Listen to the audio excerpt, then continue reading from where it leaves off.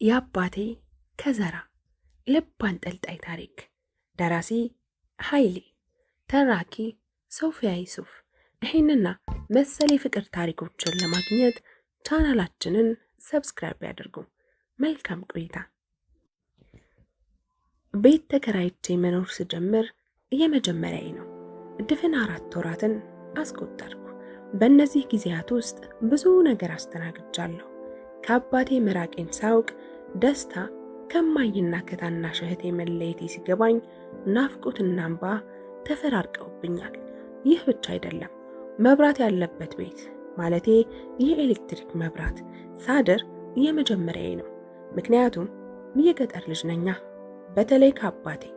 ለነገሩ አባት የሚለው ማዕረግ ለሱ አይገባውም። በፊትማ ሰው ሳይሆን የተለየ ፍጥረት ነበር የሚመስለኝ። እናቴን ጠይቄ ነው ሰው መሆኑን ያረጋገጥኩት። ተለይቼ መኖር ስጀምር የደስታ መንፈስ ነው ነፍሴን ያለመለማት። አባቴ ውሃ ቀጠነ ብሎ መደብደብ ነው የሚወደው። የዛሬ 5 ወር የ10ኛ ክፍል ውጤት መጥቶልኝ ደስ ብሎኝ ስጨፍር በዛ ሰፌድ በሚያህል መዳፉ ፊቴን በጥፊ የለጋኝ። እስካሁን ፊቴ እንደጠቆረ ነው። ያችን ሽመል ከዘራውን ሳይቀር ቀርቶ ነው እንጂ እንደ ልማዱ አጥንቴን ነበር የሚሰብረው። ያልተመታ ሰውነት የለኝም። ያልተመታሁበት ቀን ትዝ አይለኝም። በመዶሻ እጁ እንደ ሚስማር እርግብግቢቴን ፈልሶኝ ይሄዳል። በየቦታው ጠባሳ ብቻ ነው ሰውነቴ። ወንድ ሲደበድብ አይቻላቅም። ሁሌም እኔና እናቴን ዱላውን ከያዘ በዱላው፣ ዱላውን ካልያዘ ግን በጥፊ ሳይለጋን አይቀመጥም። ግን ሴት ለመደብደብ ይሆን የተፈጠረችው? አንድ ቀን ማታ ሰከር ብሎ መጣ። እማዬ ታናሽ እህቴን ታቅፋ ቁጭ ብላለች። አባቴ ቤት ውስጥ ሲገባ እኔና እናቴ መቆም ነበረብን። ነገር ግን እማዬ ልጅ ስለታቀፈች መቆም አልቻለችም ነበር። እናቴን ለምን ስገባ አልቆምሽም በማለት ተጣላት። በያዘው ሽመል ከዘራ እናቴ እህቴን ታቅፋ ቁጭ እንዳለች እንደ ነዶ ይወቃት ጀመር። እናቴ እህቴ እንዳትመታ እላዩዋ ላይ ድፍት ብላ ሰውነቷን አስረከበችው። አባቴ እስከሚደክመው ድረስ እናቴን ደበደባት። እናቴን ላድን ስታገል በአንድ ጥፊ መሬት ላይ ደባለቀኝ። ለዛውም ደበደባት አይባልም። ምክንያቱም ሌላ ጊዜ ልብሷን አስወልቆ ምሰሶ ላይ ዘግዝቆ አስሮ ከስር በርበሬ እያጨሰ ሲደበድባት እኔ ኩራዝ ያዥ ነኝ። በህይወቴ የማረሳው አንድ ቀን ጭንቅላቱን በሹል ድንጋይ ፈንክቸዋለሁ። ያንን ባላደርግ የእናቴ ህይወት ጠፍቶ ነበር። መሬት ላይ እናቴን አጋድሞ እንደ በግ ሊያርዳት ሲል ነበር በድንጋይ እየፈነከትኩት። በዚህ 4 ወር ውስጥ ግን ህይወቴ ሰክኗል።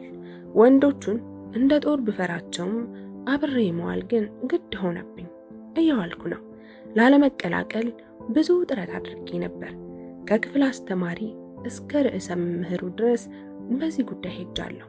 ይሁንና በቡድን ስራ ገለመሌ እየተባለ ከወንዶች ጋር መዋል ጀመርኩ። ጴጥሮስ ደግሞ አብሮኝ ነው የሚቀመጠው። ስንሄድም አብረን ነው፣ ስንመለስም አብረን ነው።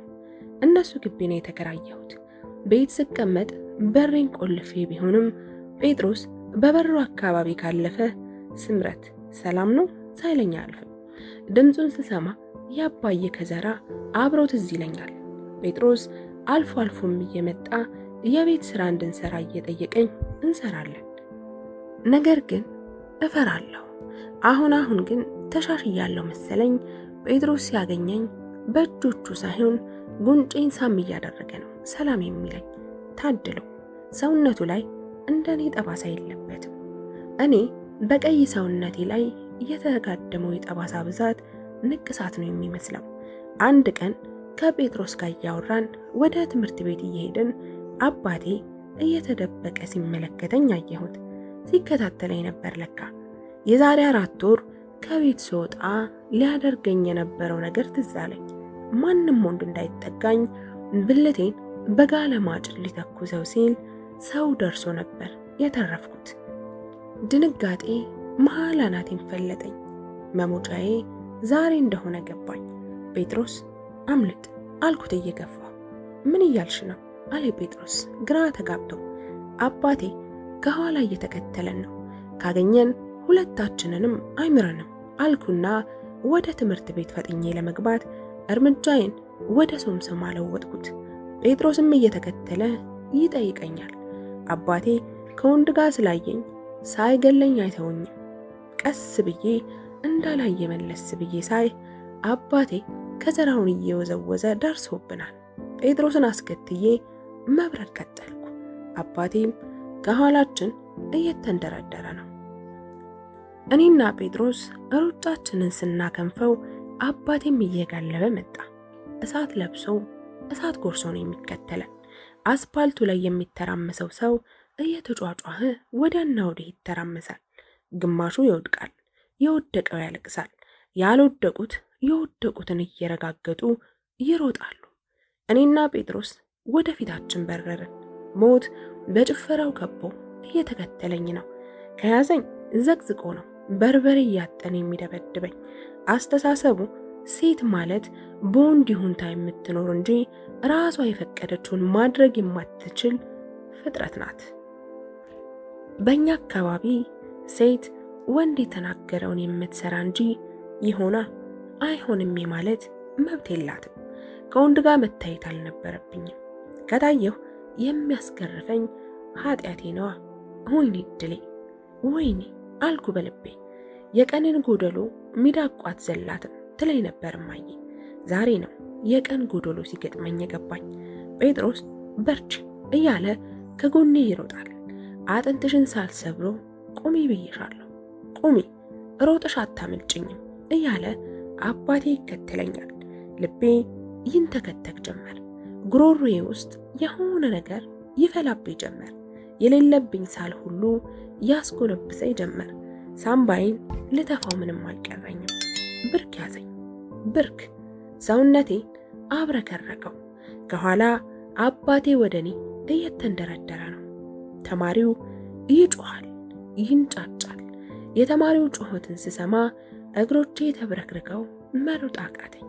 እግሮቼ ሽባ ሆኑ። ከአሁን ያዘኝ እያልኩ ደነገጥኩኝ። በልቤ ውስጥ እንደ ሰማይ ብልጭታ ወገግ የሚል የፍርሃት ስሜት ይሰማኛል። ሽንቴ ሊያመልጠኝ ምንም አልቀረውም። ቁሚ ብዬሻለሁ፣ አንቺ ልጅ ቁሚ ይላል አባቴ በዛ ጎርናና ድምፁ። የጫማው ኮቴ ሲጮህ ስሰማ ቅልጥ ነው ያልኩት። ቆይ ማን ነው አለ ጴጥሮስ እያለከለከ። አባቴ ነው አልኩኩ አልኩት አቅሜን አማጥጬ እየሮጥኩ። ደግነቱ ተማሪው አባቴን እንደ ልቡ አላስሮጠውም እንጂ እስካሁን ዘልዝሎ ጥሎኝ ነበር። ዩኒፎርሜ እስከሚተረተር ድረስ፣ ኮንጎ ጫማዬ እስከሚበጣጠስ ድረስ፣ ሰውነቴ በላብ እስከሚበሰብስ ድረስ ሮጥኩኝ። አባቴ ተማሪዎቹን እየረጋገጠ ያንን ድፍርስ አይኑን አፍጥጦ ከዘራውን እየቀነቀነ ይዞ ይሮጣል።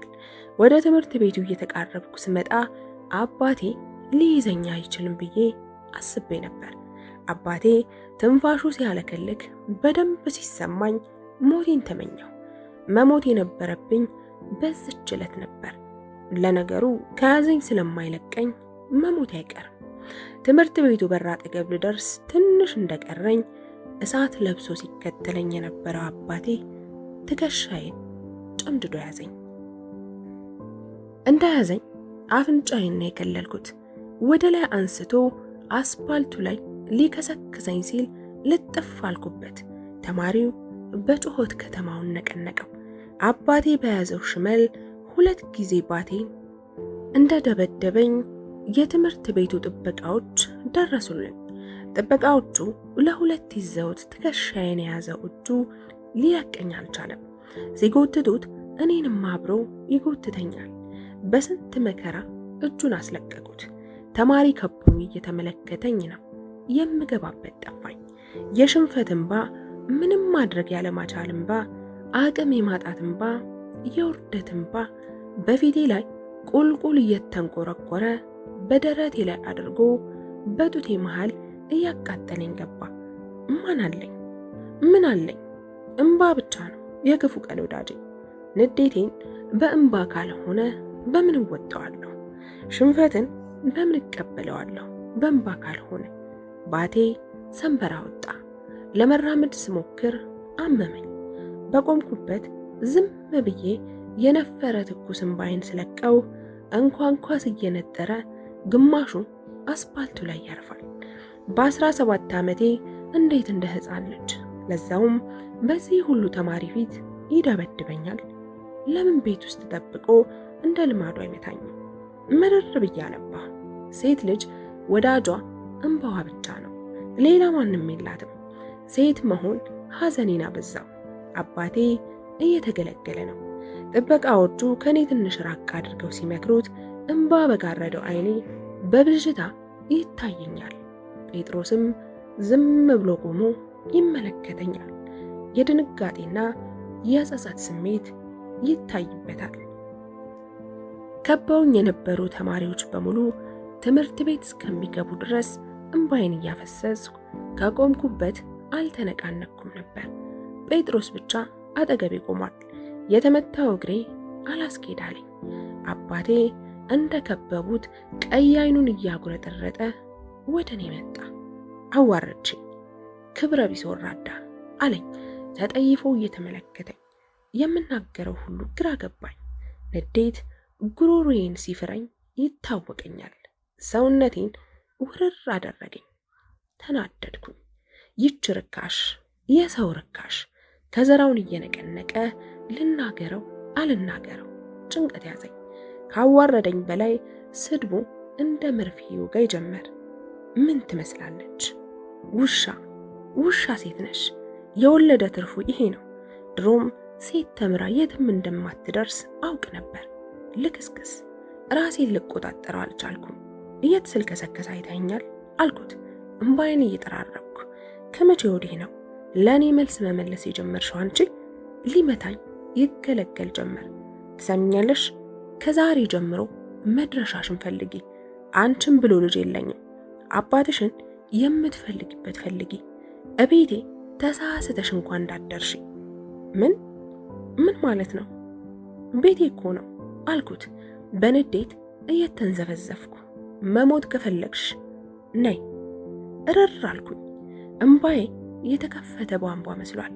ዩኒፎርሜን አርጥቦታል። አልመጣብህም። ካንተ ውርደትና ዱላ ነው የተረፈኝ። ችጋር ከነክሬ ይግደለኝ። አልመጣብህም። ተናግሬ አልወጣለኝ። ምን አይነት ንግግር አንጀቴን ሊያርስ ይችል ይሆን? ብትመጪ እደፋሻለሁ። ሰምተሽኛል? አንቺ ዘረቢስ። ከዘራውን እየነቀነቀ ወደ ቤቱ ተመለሰ። እኔም እያነባሁ መንቀሳቀስ አቅቶኝ እንደ ቆምኩ ጴጥሮስ እቅፍ አድርጎ ያባብለኝ ጀመር። ምን አለበት የቆምኩባት መሬት ተከፍታ ብትጠኝ? ለምን ሴት ሆንኩ? ለምን ከዚህ አይነት ሰው ፈጠርከኝ? ከፈጣሪ ጋር እሟገት ጀመር። የተማሪዎቹ ማሽሟጠጥ እንዴት እንደሚሆን ታየኝ። እንኳን ስደበደብ አይተውኝ፣ እንደውም ያሽሟጥጡኝ ነበር። ለትንሽ ጊዜ የተማሪዎቹን አፍ ችዬ ለመማር ብሞክርም ትምህርቴን ለመቀጠል እየተቸገርኩ መጣሁ። ይርበኛል። በቤት ውስጥ የሚበላ የለም፣ ምክንያቱም ስንቅ የለማ። በፊት የሻገተ እንጀራ ነው ብዬ የተውኩትን ጎፈሬ የሚያካክል ፀጉር ያወጣውን እንጀራ መብላት ጀመርኩ። አንዳንድ ቀን ጨው የሌለው ተበጥብጦ የፈላ ሽሮ፣ ሌላ ጊዜ ጨው፣ ሽንኩርትና ዘይት የሌለው በውሃ የተፈተፈተ ከመሻገቱ የተነሳ ሰማያዊ መልክ የያዘ እንጀራ ፍርፍር በልቻለሁ። ያው ላለመሞት ብዬ በላሁት። እሱም ጥሩ ነበር። አሁን ግን ጨው የለ፣ በርበሬ የለ፣ ባዶ ቤት ውስጥ ነኝ። ባዶ። አንደኛው መንፈቅ ዓመት ስላለቀ ቀን ቀን እየሰራሁ የማታ ለመማር ወስኜ አስተናጋጅነት ገባሁ። በዚህ የጭንቅ ጊዜ ውስጥ ጴጥሮስ አንድም ቀን አልተለየኝም። አሪፍ ጓደኞች ሆነናል። እኔ ብፈራውም ቤተሰቦቹ ከቤት ውጣ ሲሉ ሮጦ እኔ ጋር ይመጣል። ዘለግ ባለ ቁመቱ እያረገረገ ከተፍ ይላል። ያገኘውን ነገር ያመጣልኛል። ገንዘብ፣ አልፎ አልፎ ደግሞ ምግብ። ከብዙ ውጣ ውረድ በኋላ ለብዙ ጊዜ እንባዬን እንደ ውሃ ዘግኜ ስበትን ከሰነበትኩ በኋላ ችጋር አንገብግቦ ከሰነበተ በኋላ ይሄው አሁን በ500 ብር ደሞዝና አልፎ አልፎ በማገኛቸው ጉርሻዎች ራሴን ባልችልም ህይወቴን ማቆየት ግን ጀምሬያለሁ። ትምህርቴ ላይ ግን እንደ ድሮዬ መሆን አልቻልኩም። ክፍል ውስጥ ተቀምጬ ሐሳቤ ሌላ ቦታ ነው። አንድ ቀን አባቴ ካሁን ደፍጦ የያዘኝ እያልኩኝ በጨለማ እየተንበላጠጥኩ ከትምህርት ቤት ስመለስ ጴጥሮስ ከሱቅ ዕቃ ገዝቶ ሲመለስ አገኘሁት።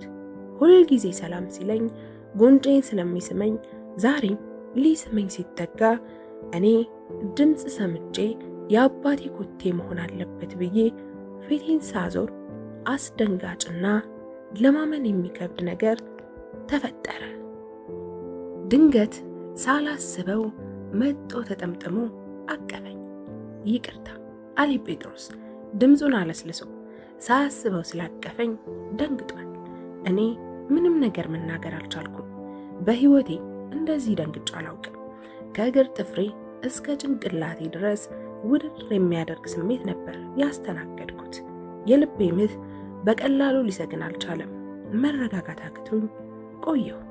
እቤት እንደገባሁ በሐሳብ መዋደድ ጀመርኩ። ብዙ ነገር በጭንቅላቴ ይሯሯጣል። ግን ለምን እንደዚህ አቀፈኝ? አስቦበት ነው? እንደ አባቴ ወንድ እኮ ነው። ድጋሚ መፈጠር የለበትም። የማላስበው ነገር የለም። እንዲሁ እንደተብከነከንኩ እንቅልፍ የሚባል ነገር ሳይዞር ነጋ። የኑሮ ፈተና የሚያንገዳግዳት ነፍሴ በሌላ ፈተና ተዘፈቀች። የእንባ ዘለላ ከዓይኖቼ፣ የሙሾን ጉርጉሮ ከአንደበቴ ያልተለየኝ ሌላ ሐሳብ ተጨመረብኝ። ጴጥሮስን ላኮርፎ አስቤ ነበር። ነገር ግን በዚህ ከተማ መጻተኛ ስለሆንኩ ፈራሁ። በአጋጣሚ ለተፈጠረ ነገር ብዬ ጓደኝነቱን ማጣት የለብኝም ብዬ አሰብኩኝ። በብቸኝነት ላይ ብቸኝነት ደርቦ መዋልና መኖሩ ስለሚከብደኝ ብዙ አውጥቼ አውርጄ ተውኩት። ሳላውቀውና ሳልፈልገው በስራ ቦታ ሆኜ የጴጥሮስ የማቀፍና የመታቀፍ ስሜት በዓይነ ሕሊና እየተንገዋለለ አፈዘዘኝ። ሳልወድ በግድ ጴጥሮስን እያመጣ ያሳየኛል። ሁኔታዬ ለራሴ ያሳሰበኝ። እብደት እንጂ ጤንነት አልመስልሽ አለኝ። እንደዚህ ባለ ድብልቅልቅ ስሜት ውስጥ ሆኜ ስለ ሰው ሳስብ የመጀመሪያዬ ነው። ማታ ከጓሳር በተሰራችው ፍራሼ ላይ በጀርባ የተኝቼ ስብሰለሰል ጴጥሮስ የቤትን በር ከፍቶ ገባ። ቀኑን ሙሉ አልተገናኘንም ነበር። እንደ ሌላ ጊዜ ሳይሆን በተለየ አስተያየት እመለከተው ጀመር። ጴጥሮስ እንደገባ ፍራሹ ላይ ቁጭ ብሎ ሰላም አለኝ። ለምን እንደሆነ ባላቅም አይኑን ለማየት አፈርኩ። እያወራን ቆየን። ጴጥሮስ ተነሺ እያለ ይጎትተኝ ጀመር። በዛው እየተጓተትን ስንታገል ከቆየን በኋላ ጴጥሮስ ይዞ ተነሳ። ጴጥሮስም እጆቼን ይዞ ቆሞ ስላለፈው ሕይወቴ አንድ ባንድ መጠየቅ ጀመረ። የአባቴ ከዘራና ጥፊ በህሊናዬ ነፋስ እንደሚያንገላታው ሰንደቅ ዓላማ በውስጤ ቢውለበለብም ለመርሳት ባልችልም ህሊናዬ ግን እንደ ወትሮ ቦታ ሊሰጠው አልቻለም። ግድቡን ተርፎ እንደሚወርድ ውሃ የዓይኖቼ ግድብ እያቆራረጠ ሲገነፍል የነበረው እንባዬ ዛሬ ግን በማላውቀው ልዩ ኃይል ተመስጧል። የደስታ ጮራ ፈነጠቀብኝ እንጂ ሰዓቱ እየተፈራረቀና ጉጉቴ እያባሰው ነው። ሰዓቱ 3 ሰዓት ተኩል ሆኗል። ከተቀመጥኩበት ተነስቼ ስቆም በውስጤ ወገግ የሚለው የፍርሃት ብልጭታ ስቆም ባሰብኝ። ካለምንም ጉዳይ ልክ መድረክ ላይ ወዲያና ወዲህ እየተወረወረ የሚተውን አይነት ተዋናይ ቤቴን ወዲያና ወዲህ ጋለብኩበት።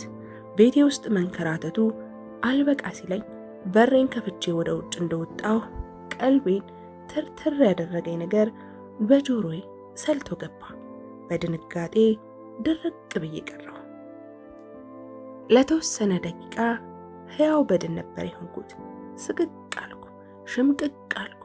ከየት ላምጣው እንጂ ሞት የሚገኝ ወይም ደግሞ የሚገዛ ቢሆንና በራሴ ነፍስ ላይ የማጥፋት ስልጣኑን ባገኘው መሞት የነበረብኝ አሁን ነበር።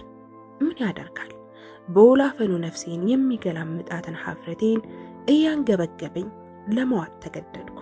እየመረረኝ ዋጥኩት። የበሬን በር ከፍቼ ልክ እንደወጣሁ ጆሮዬን ገምሶት አንዳች ጸያፍ ቃል ወደ ህሊናዬ ተወርውሮ ገባ። እዝች መደዴ ጭቅቅታም ገጠሬ ላይ ምን አይተሃል? በነጋ በጠባ እሷ ጋር የምትልከሰከሰው ስትል የጴጥሮስ እናት እንደ ጸያፍ ፍላጻ ተወርውሮ ልቤን ቀደደው። ቆስሎ የነበረውን አንጀቴን በጣጠሰው። ያገገመ ህሊናዬን አደማው። የአባቴ ከዘራ ቁስል ከሰውነቴ የውርደት ሰንበር ከልቤ ሳይጠፋ ሌላ ሐዘን ደገመኝ። ጴጥሮስ ሲከራከር ይሰማኛል። ዓይኔን እንደገለጥኩት እንደ እሳት እያንገበገበኝ ትኩስ እንባዬ የዓይኔን ገንዳ ሙልት አደረገው። ከዓይኔ ገንዳ ሞልቶ የተረፈው እንባዬ እየተንደባለለ በፊቴ ላይ እየጠበሰኝ ይወርድ ጀመር። ጉሮሮዬ ውስጥ እንደ ነብር የሚዋጥጠኝ ንዴት እንቅ አደረገኝ። ሳግ ያንዘፈዘፈኝ ጀመር። ምንም እንኳ ስሰደብ ብኖርም እንደዚህ አይነት ጸያፍ ስድብ ማንም ሰድቦኝ አያውቅም። አይድሌ! ምን ነው አምላኬ ለዚህ መከራ ፈጠርከኝ? ምን ነው የዓይኔ እንባ በደስታ ተተካ ብዬ ሳልጨርስ በሐዘን ለወስከው። እኔ እንደ ሌላው ሰው መሳቅና መደሰት ያልተቸረኝ በምን በደሌ ይሆን? ከፈጣሪዬ ጋር ሰጣ ገባ ውስጥ ገባሁ። ባማርር ባነባ አልጠቅማለኝ። የጴጥሮስን መምጣት እንደሚጠብቅ ሕፃን እንደዛ እንዳልጠበቅኩት እንደ እንዝርት ሲያሾረኝ የነበረው ደስ የሚለው ስሜት ከልቤ እንዳይጠፋ በስስት ስጠብቀው እንዳልነበር ለጴጥሮስ አልባብ አልባብ ለሚለው መዓዛው አቻ ባይኖረውም እንኳ በመጠኑም ቢሆን ጥሩ መዓዛ እንዲኖረኝ ተጣጥቤ ተቀባብቼ ስጠብቀው እንዳልነበር መጨረሻው ግን ሳግ ሆነ። እምባዬን እያንጠባጠብኩ የጴጥሮስንና የእናቱን ጭቅጭቅ ከዚህ በላይ መስማት የለብኝም። ለጥቂት ደቂቃ እንኳ ከቆየሁ ራሴን ልስት ስለምችል አንገቴን ዘቅዘቅ አድርጌ እምባዬን እያዝረከረኩ ወደ ቤቴ እንደ ተነደናቀፍኩ ገባሁ። ቤቱ እያስጠላኝም ቢሆን ገብቼ የተቀመጥኩበት ትዝታ፣ እምባ፣ ሰቀቀን፣ ናፍቆት ከቦታል። እቤቴ እንደገባሁ በጉልበቴ ፍራሼ ላይ ብርክክ ብዬ እንደ ክረምት ዝናብ ወርዶ የማያባራ እንባዬን ለቀቅኩት። ተንበርክኬ እያነባሁ ሳለ የቤቴ በር በኃይል ተንኳኳ። አንበሳ የወደቀበት ነበር የመሰለኝ። ልክ እንደ ዝሆን ጉንቢ ብርታትና ጥንካሬ ባለው ኃይል ነበር የተመታው። እኔ ግን በግንባሬ ፍራሼ ላይ እንደተደፋሁ እንባዬን እያዘነብኩት ነበር። ምንም እንኳ በሩ በኃይል ቢንኳኳም እኔ ግን ከሐዘኔ ልናጠብ አልቻልኩም። የሚያንዘፈዝፈኝ ሳግ ሊቆምልኝ ስላልቻለ እንዳልሰማ ሆኜ ዝም ብዬ ማልቀሴን ቀጠልኩ። እንባዬ አልቆ ወዜ ነበር የሚንጠፈጠፈው። የደም እንባ፣ የብቸኝነት፣ የዕድለቢስነት እንባ፣ የመገፋትና የመገለል እንባ። ብቻ የተደፋሁበት ፍራሽ በእንባዬ ብዛት ዝናብ የነካው ይመስል ነበር። ረጥቧል። ስቅቅ ያደርገኛል። ሰቀቀን። የገጠር ልጅ ስለሆንኩ ነው ጭቅቅታም የተባልኩት። ገጠር መወለድ ኃጢአት ነው እንዴ? በደል ነው? በሩ በድጋሚ በኃይል ተነረተ። በሩ ለመነቀል ምንም አልቀረው። የጤናም አይደል። ትንሽ ዝም ካልኩ በሩ መገንጠሉ አይቀርም። ከዓመታቱ አንዳች መጥፎ ነገር እንደያዘ ተረዳሁ። በእንባ የጨቀየ ፊቴን በፎጣ ጠራረኩትና ከተንበረከኩበት ተነሳሁ። እንባዬ እንደ ጎርፍ ስለወረደና ተዘቅዝቄ ስለቆየሁ ስቆም መሬቱ ይዞርብኝ ጀመር። ጭው አለብኝ ጭንቅላቴ። እንደ ሰካራም ትንሽ ከተንገዳገድኩ በኋላ ከንፈሬን ፊቴንና የዓይኔን ዳርዳር ጠራርጌ ማድረግ ያለብኝን ነገር አሰብኩ። በመሃል ለሶስተኛ ጊዜ በሩ ተንኳኳ። በቃ የጴጥሮስ እናት ከዚህ ቤት ልታባረራኝ ነው። የት ወድቅ ይሆን? የት አርፍ ይሆን? አስፓልት ዳር እንዳልወጣ ሴት ነኝ፣ ይደፍሩኛል። ምን ይሻለኛል? ፈጣሪ ምኑ ላይ አመጣኸኝ? ምን ነው ባልተፈጠርኩ፣ በእናቴ ማህፀን ውሃ ሁኜ በቀራሁ ነበር። እድሜንስ ለምን አልቀጠፍከውም? ለምን በሕፃንነቴ አልገደልከኝም? ዛሬ የአውሬ መጫወቻ እንደሆን የተፈረደብኝ በየቱ በደሌ ይሆን አልኩት ፈጣሪ። ላፍታ ያህል ጋብ ብሎ የነበረው እንባ ከየት እንደመጣ ሳላውቀው እንደ ደራሽ ውሃ እየተንደረደረ በፊቴ ላይ ቁልቁል ይሮጥ ጀመር። ጉሮሬን የሚተናነቀኝ ንዴት አላስተነፍሳለኝ። ዝናብ እንደበዛበት የክረምት መሬት እየነፈረኩ ወደ በሩ ሄድኩ። እግሬን ወደ በሩ ስገፋው እግሬ መልሶ እኔን ወደ ኋላ ይገፋኛል።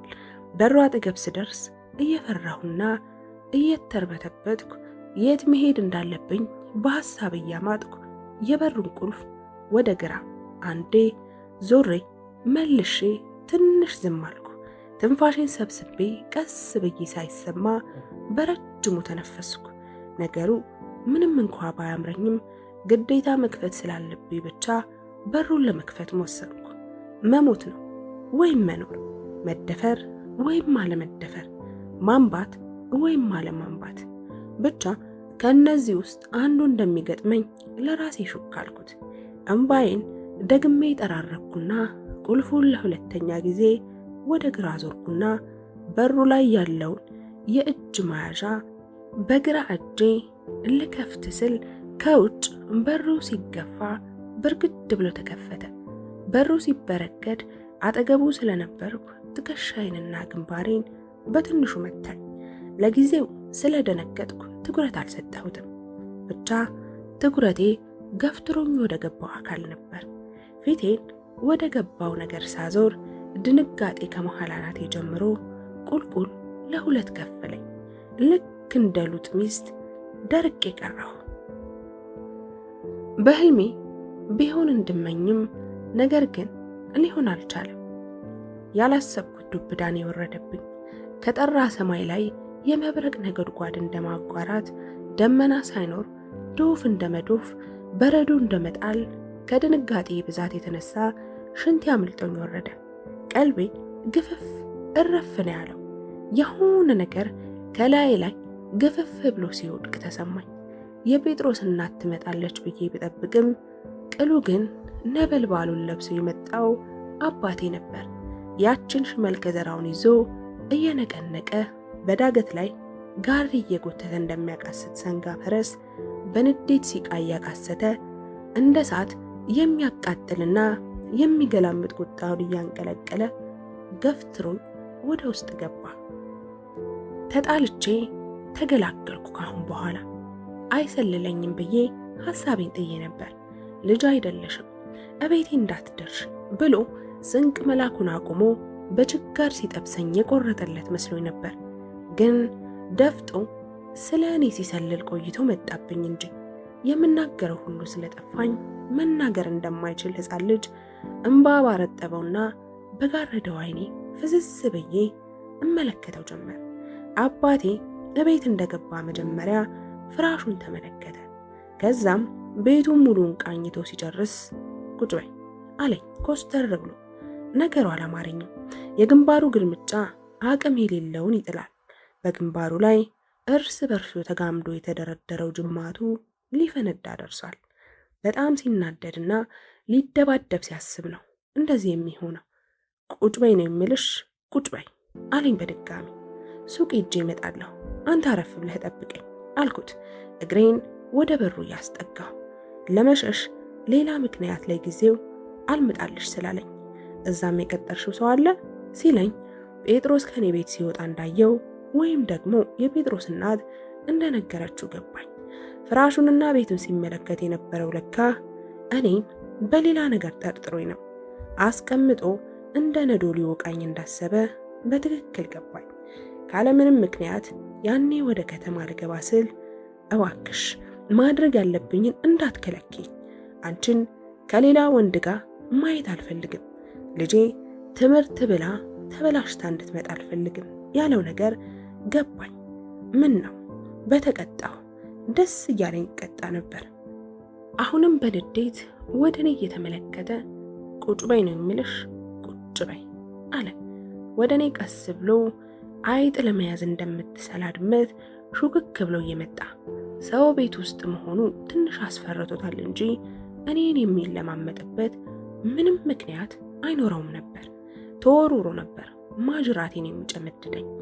እኛ ቤት ውስጥ ቢሆን እስካሁን ድረስ ሬሳዬ ነበር የሚቀረው ብሎ በረጅሙ ሲተነፍስ የጠጣው መጠጥ ቤቱን ሞላው። እየተነፈሰና እያቃሰተ ይጠቀኝ ጀመር። ቀንበር እየጎተተ እንደሚያለከልክ ወይፈን የሚተነፍሰው እስትንፋሱ ይገፋተራል፣ ይጋፋል። እሱ እየተጠጋኝ ነው። ሸውዶ ሊይዘኝ እንዳሰበ ገብቶኛል። እኔም ወደ ውጭ አፈገፈግኩ። እሱ ይጠጋል፣ እኔ አፈገፍጋለሁ። እሱ ይጠጋል፣ እኔ እርቃለሁ። እሱ ይጠጋል፣ እኔ አፈገፍጋለሁ። አንድ እግሬን እንደምንም ብዬ ወደ ውጭ ላኩትና ከውስጥ የቀረውን እግሬን እያንሸራተትኩ ማስጠጋት ጀመርኩ። አባቴ ላመልጠው እንዳሰብኩ ሲገባው አንገቱን በትንሹ ጎንበስ አድርጎ የላይና የታችኛውን ጥርሱን ገጥሞ እንደ ማዘናጋት አለና እንደ ንፋስ ተወርውሮ ትከሻዬ ላይ በቅጽበት ደርሶ ያዘኝ። በግራ እጁ ነበር ተወርውሮ ትከሻዬን የያዘኝ።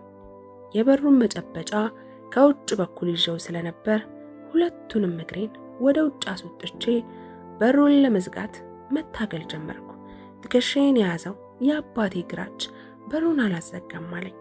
አባቴ በግራ እጁ ትከሻዬን ስለያዘ በቀኝ እጁ ለመዘጋት የተቃረበውን በር ለመክፈት ይታገል ጀመር።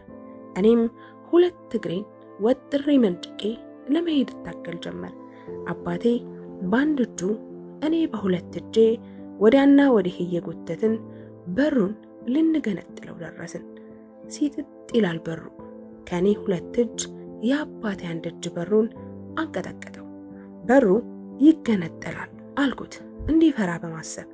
እሱ ግን እንኳን ሊፈራ ጭራሽ ባሰበት። እኔ እየደከምኩ እሱ እየበረታ መጣ። ነገሩ አስፈራኝ። ከቆየሁ በሩን አሸንፎኝ እንደሚከፍተው ስረዳ በሩን አጥብቄ እንደያዝኩ ግቢ ውስጥ ለጊዜውም ቢሆን መሸሸጊያ ቦታ መፈለግ ጀመርኩ። ደግነቱ ግቢው ብዙም ብርሃን የለውም።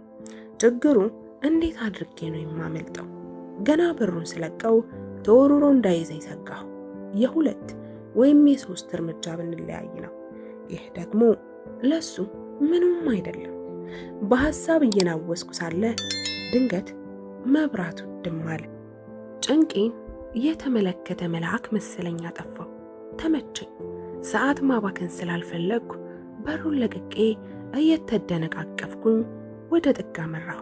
መብራት ሳይጠፋ ያየሁትን ቦታ በአይነ ህሊና እየሳልኩ ገና በሩን ለቅቄው እንደሄድኩ አባቴ በሩን ከፍቶት ተከተለኝ። ትንሽ ዋጥ አድርጌ ጆሮዬን እንደ ጥንቾል ዶሮ ገትሬ ኮቴውን ማዳመጥ ጀመርኩ።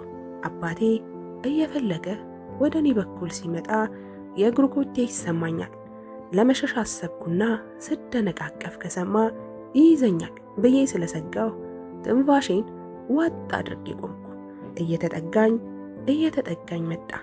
የእግሩ ኮቴ ብቻ ሳይሆን የሚተነፍሰውን ትንፋሽ በደንብ ይሰማኝ ጀመር።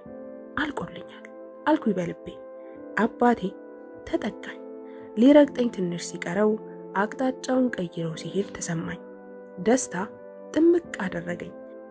የስጋ አፌን እንዳያስኩኝ በነፍስ አፍ ተንከትክቼ ሳኩ። አባቴ ከኔ ትንሽ ከራቀ በኋላ የኮቴው ድምፅና እስትንፋሱ ጸጥ አለ።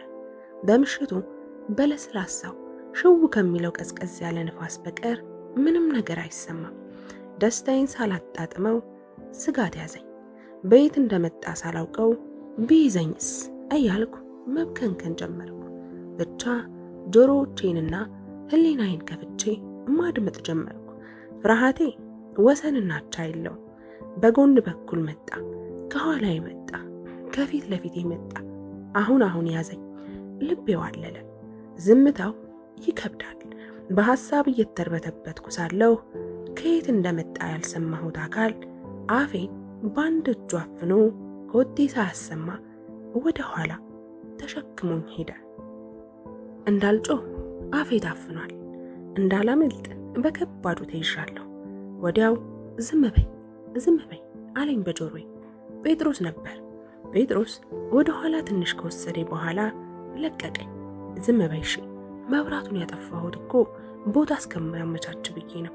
አሁን ማንም ሊያገኘን አይችልም አለና በቤቱ ጀርባ ቀስ ብለው እየጎተተ ከግቢው ወጣ። ልክ ውጭ እንደወጣን ነፍሴ መለስ አለች። ድንጋጤና ፍርሃት ሲያርበደብደው የነበረው ሰውነቴ ቀለል አለኝ። እሺ አሁንስ ወዴት ነው አልኩት ግራ ስለገባኝ ጠብቂ መጣሁ አለና ጥግ አስይዞኝ ሲሮጥ ወደ ቤት ገባ። እንደ ለስላሳ ሙዚቃ የማይሰለቸውን የምሽቱን ቀዝቃዛ አየር እያዳመጥኩ መጠበቅ ጀመርኩ። ትንሽ ቆይቶ ጴጥሮስ ተመልሶ መጣ። ነይ ነይ አለና እቅፍ አደረገኝና ወደ አስፓልት ይዞኝ ሄደ። የት ልትወስደኝ ነው አልኩት። እቅፉ ውስጥ እንደተሸጎጥኩ። ጠረኑ ልዩ ነው፣ ይማርካል። ተስተካክዬ ልጥፍ አልኩበት። እሱም አስተቃቀፍ ስለሚችል እንደ ልጁ ነበር የያዘኝ። አስፓልቱን አቆራርጠን ትንሽ ከሄድን በኋላ ጴጥሮስ ቆሞ ትንሽ ካሰበ በኋላ ነይ ወደ አንድ ፔንሲዮን ይዤሽ እሄዳለሁ አለኝ። ልክ እንደገባን ቆሜ አልጋው ቤቱን እመለከት ጀመር። ከያዝነው ሆቴል አብረን ጴጥሮስ ጋር አደረን። ሕይወት ተቀየረ። ከዛ በኋላ አዲስ የሕይወት ምዕራፍ ጀመርኩ። ሕይወቴ ፈካ፣ እንባ ማስጠፍጠፍ ቀረ። በፍቅር ስካር መናወዝ ጀመርኩ። ማንነቴ እንደ አዲስ ታደሰ። ከነ ጴጥሮስ ቤት ከወጣሁ 2 ወር ሆነኝ። የዛን ቀን ምሽት ከጴጥሮስ ጋር እንደወጣሁ ድጋሚ አልተመለስኩም። ልብስና አንዳንድ ዕቃዎቼን ጴጥሮስ ነው ያመጣልኝ። ቢሆንም ግን ጴጥሮስ ቀን በቀን እኔ ቤት መምጣቱን አላቆመም። ፍቅራችን ተቀጣጠለ። እንደ አበባ የፈካው አዲሱ ሕይወቴ አስደሳች ሆነልኝ። ለካ እንደ ፍቅር ደስ የሚል በሽታ የለም። እንደ ልማዴ ከስራ ወጥቼ ማታ ፍራሼ ላይ ጋደም እንዳልኩ የቤቴ በር ተንኳኳ። እኛሁበት ተነስቼ በሩን ስከፍት ጴጥሮስ ነበር። ፊቱ እንደ ጠዋት ፀሐይ ይበራል። የጥርሶቹ ነጸብራቅን እያንቦገቦገ ግንባሬን ስሞኝ ገባ። ከምን ጊዜውም የተለየ ደስታ ይታይበታል። ምን ነው አልኩት ለመስማት እየጓጓሁ። ልብስሽን ልበሽና ተነሺ፣ አዲስ ነገር አለ አለኝና ምንም ፋታ ሳይሰጠኝ አይኔን ጠፍሮ አስሮ በታክሲ ይዞኝ ሄደ። ጉዞውን እንደጨረስን አይኔ ስፈታኝ የማየውን ነገር ማመን አቃተኝ። ቤቱ በአበባ ተንቆጥቁጦ በቄጤማ ደምቆ በሽቶ ጠረን ተሞልቶ ጠረኑና ድምቀቱ ይማርካል። የት ነኝ አልኩት ጴጥሮስን። ተረጋጊ አለና ዘለል ሲል በመጋረጃ የተከለለውን የነበሩ ሰዎችን ድንገት መጋረጃውን ገለጡና ሰርፕራይዝ አሉ ድምፃቸውን ከፍ አድርገው። ደነገጥኩ፣ እርብትብት አልኩ። በፍጹም ያላሰብኩት ነገር ነው። ሰዎቹን ስመለከት የጴጥሮስ እናት፣ እህቶች፣ ወንድሞቹና ውጭ ነው የሚኖረው ብሎ ፎቶውን ያሳየኝ አባቱም አለ። አፈርኩ።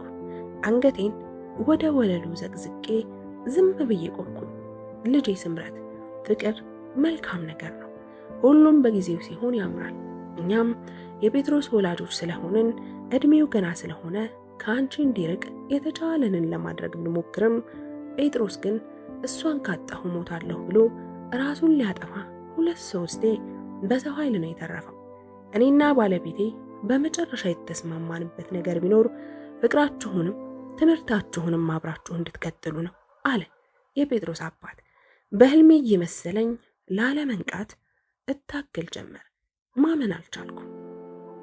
እየቀለዱብኝም መሰለኝ። ይህች መደዴ ጭቅቅታም ባላገር ያለችኝ የጴጥሮስ እናት ዛሬ የኔ ልጅ እያለች ታወራ ጀመር። እንደ ፍላጻ የወጋኝ የበፊት ስድቧ ከአሁን ቁልምጫዋ ጋር እርስ በርሱ ይምታታ ጀመር። ሁሉም በየተራቸው ነገሩ። እየደጋገሙ ሲነግሩኝ እውነት መሆኑን ማመን ጀመርኩ።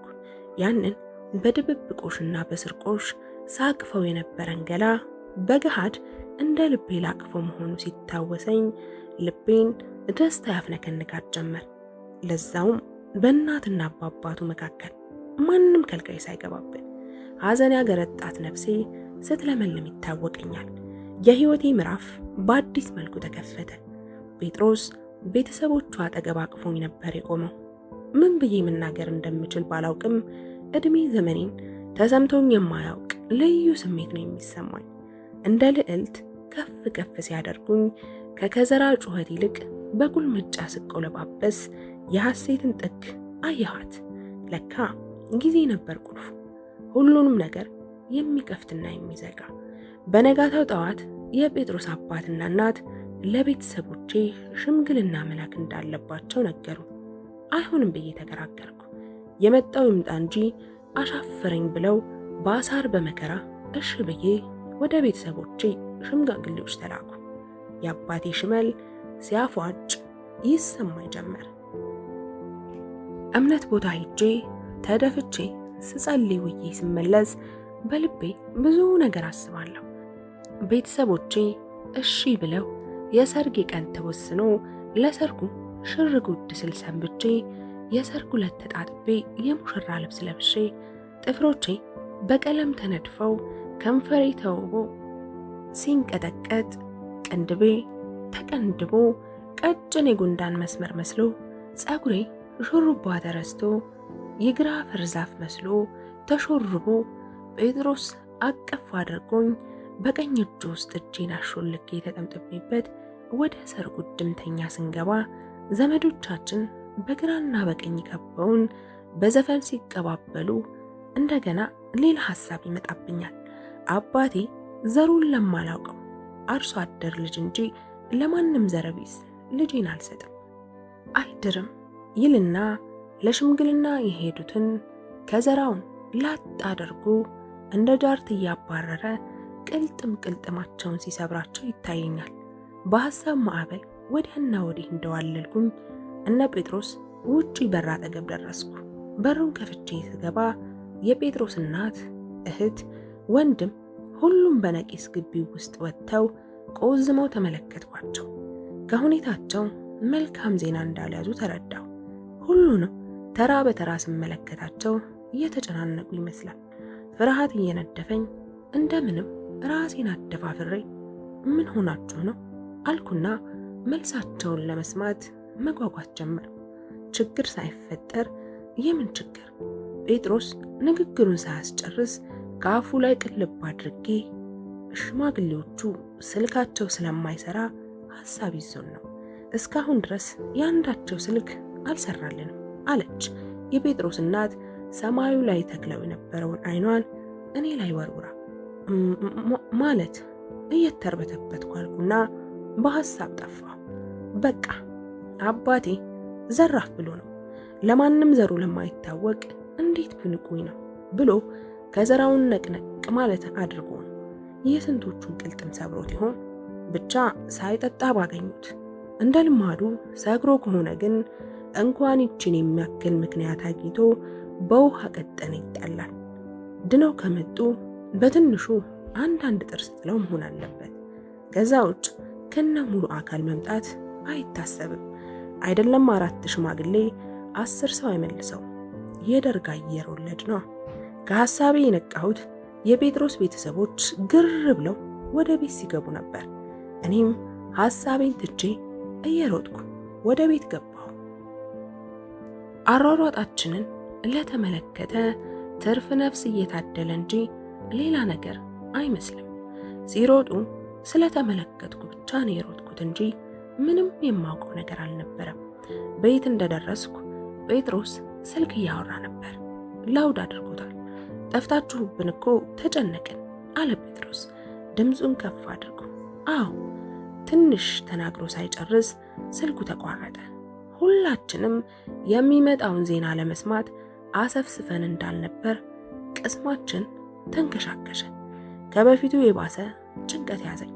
ግማሻችን ከግንባራችን ጀምሮ በሁለት እጃችን መዳፎቻችንን ሸፍነን በሐሳብ ስንብሰለሰል፣ ሌሎቹ ደግሞ እንደ ሆቴል አስተናጋጅ ወዲያና ወዲህ ይቅበጠበጣሉ።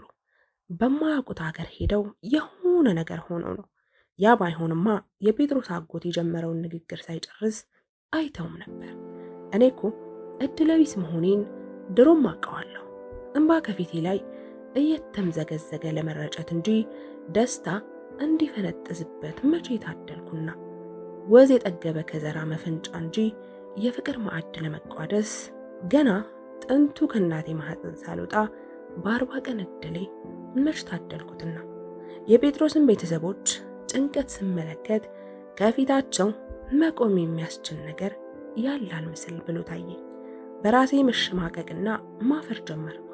ሳቅ ሞልቶበት የነበረውን ቤተሰብ ጭንቅና ሐዘን ውጦት መመልከት እንዴት እንደሚዘገንና እንደሚያስጠላ ሁሉም አንገቱን ዘቅዝቆ በሐሳብ ባህር ወዲያ ወዲህ ሲወራጭ ማየት ምን ያህል አሰቃቂ መከራ እንደሆነ የደረሰበት ብቻ ነው የሚገባው። እምባዬ ከውስጥ እየተንደረደረ ይመጣና የዓይኔን ገንዳ ሲለትመው እየተፈናጠረ ልውረድ እያለ ይተናነቅ ጀመር። እኔም እምባዬን ለማቆም ብታገልም አልተሳካልኝም። እየሮጥኩ ከቤት ወጥቼ ግቢ ውስጥ አግቶ የነበረውን እምባዬ በቁሜ ቁልቁል ሳዘንበው ከቆየሁ በኋላ በእምባ የረጠበ ፊቴን እያደራረኩ ወደ ውጪ መውጣት አስቤ ወደ ውጭው በር እየሄድኩ ሳለሁ ጴጥሮስ ይከተለኝ ጀመር። እርምጃዬን በተወሰነ መልኩ ፈጠን አድርጌ የበሩን ቁልፍ ሳብ አድርጌ በሩን ስከፍት ከበሩ አጠገብ እየተደረገ የነበረውን ትዕይንት አቋረጥኩት። ጭንቅላታቸው አብሮ እንደተሰፋ ገጥመው አፋቸውን ወደ መሬት አሞጥሙጠው ድምፃቸውን ቀንሰው ይንሾካሾካሉ። ልክ እኔ በሩን ከፍቼ ብቅ ስል እንደ ፈንዲሻ ብትንትናሉ። ፈርቼ ደርቄ ቀረሁ። ደንግጬ ወደ ግቢ ተመልሼ ልገባ ስል በሩን ዝጊውና ነይ የአንቺ ሰርፕራይዝ መሆን ቢቀርም ሌሎቹ ስላላዩን እነሱን ሰርፕራይዝ እናደርጋቸው አለ የጴጥሮስ አጎት። እኔ ሲመለከቱ ላፍታ ገተውት የነበረውን ምክክራቸውን እየቀጠሉ ምን ነው ችግር አለ እንዴ? ማለቴ ደንግጬ ስለነበር እንደ መርበትበት አልኩ። ጥያቄም ትክክል ስላልነበር ዝም አልኩ። ደስታ ነው እያልንሽ እኔ ወደዚህ ሌላ ሰው እንዳይሽ አሉ ጎረቤታችን አብረው ከወረዱት አንዱ ናቸው። እሺ አልኩና ንግግሬን ተውኩት። እሺ አሉ እንዴ ማለት ነበር የፈለኩት። ነገር ግን ይህንን ብናገር ይቺ እንዴት ነው የባሰባት ይሉኝ ስለመሰለኝ ጥያቄን ዋጥኩትና ተቀመጥኩ። ሁሉም የደስታ ድባብ ረብቧቸው ፍንድቅድቅ ብሏል። ፊታቸውን ስመለከት እኔም ደስታ ከመሃል አናቴ ጀምሮ ቁልቁል እያጠመቀኝ ወረደ። አፌን አፈን አድርጌ ውስጡን እስቅ ጀመር። ለመቼ በገሃድ ተናግሬ ነው የምደሰተው? ከኋላዬ ሲንደረደር የነበረው ጴጥሮስ ተከትሎኝ በሩን ከፍቶ ወጣና ተቀላቀላቸው። ለጊዜው ግራ ቢጋባም ያገኙትን ደስ የሚል ተስፋ በስልክ ማባከን ስላልፈለጉ ስልካቸውን እንዳጠፉት አስረዱት። እውነት ለመናገር ደስታዬ ስፍር ቁጥር አልነበረው። የነ ጴጥሮስ ግቢ እንዲሁ እንደተዘፈነበት፣ እንደተጨፈረበት፣ እልል እንደተባለበት አመሸ። መሽቶም ነጋ። ተነስቶ ያልጨፈረ የለም። ትከሻው እስኪወልቅ ያልተንቀጠቀጠ የለም። እኔ እንኳ አልቀረሁም። ከሰርጌ ይልቅ የዛሬዋ ቀን ትልቃለች። እሺ ባተባለ በሁለተኛ ወር ላይ ነበር የቀለበታችን ፕሮግራም የተካሄደው። እሱም ልዩ ነበር። መቼም ቢሆን ከህሊናዬ የማይፋቅ ልዩ የሆነ ትዝታ ነው የታተመብኝ። ዛሬ ላይ መልካም ትዳር ይዤ እየኖርኩ ነው። ያ በስስት ስቆርሰው የነበረው የጴጥሮስ ፍቅር ሙሉ ቀረበልኝ። እንደፈለግኩ እንፈላሰስበት ጀመር። ማንም ከልካይ የለማ። የፍቅሩ ባህር ውስጥ ስምጥ ብዬ ቀረው። መውጣት ስለማያስመኝ ፍቅር ከሞት የበረታ ኃይል ስላለው እንደ ቆምኩ ገደለኝ። ግን ደስ የሚል አገዳደል አሳመመኝ። ግን ደስ የሚል ህመም። ትምህርቴም አልተቋረጠ። እናቴም ሆድ ባስ ሲላት እኔ ጋር እየመጣች መንፈሷን ታድሳለች። አባቴም መጠጡን አቁሞ ያ የመደብደብ እብሪቱ ጨርሶ ባይለቀውም እየቀነሰ ነው። ነፃነቴን ካወጅኩ ድፍን 2 ዓመት ሆነኝ። የአባቴ ከዘራ ያረፈበት ጠባሳ በፍቅር ተወልውሎ ጠፋ። እንባ ያቆረ የነበረው ዓይኔ በሐሴት ደልቧል። ኡፍ ደስ ሲል። በሉ ጴጥሮስ መጣ። ተንደርድሬ ደረቱ ላይ ስፍፍ ልበልበት። ተፈጸመ። አስተያየታችሁ እንደተለመደው ኮሜንት ሴክሽን ላይ አስቀምጡልን። ስለምትከታተሉን ምስጋናችን ከልብ ነው። ይህንና መሰል የፍቅር ታሪኮችን ለማግኘት ቻናላችንን ሰብስክራይብ ያድርጉ። እናመሰግናለን።